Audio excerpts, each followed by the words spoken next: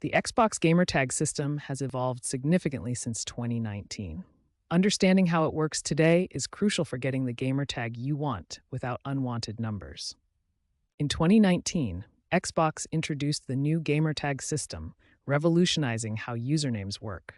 This system brought much more flexibility compared to the old limitations. The new system supports Unicode characters from various languages, allows spaces and special characters, extends names up to 12 characters, and uses an automatic suffix system when names are already taken.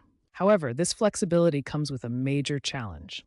Xbox now has over 120 million active users, making it increasingly difficult to find unique names without automatic number suffixes. The modern gamertag system has two parts: a display name that you choose, and a unique identifier suffix that gets added automatically when your chosen name is already taken by someone else.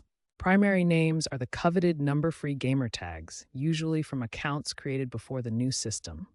When your desired name is taken, the system automatically adds a suffix like #5678. The system is designed to show the shortest available version of your chosen name. If someone already has the primary name, you'll get the suffix version, but the system tries to keep it as clean as possible. Understanding this system is the first step to getting a gamer tag without numbers. The key is knowing how the system works and what strategies can help you secure a clean primary name.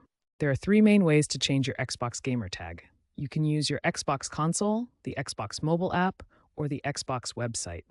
Each method has its own steps, so let's walk through each one. Method 1 is using your Xbox console. First, press the Xbox button on your controller to open the guide menu. Navigate to Profile and System, then go to Settings. Method 2 uses the Xbox mobile app.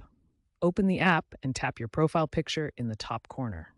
Then select Customize Profile and tap on your current gamertag to change it. Method 3 is using Xbox.com.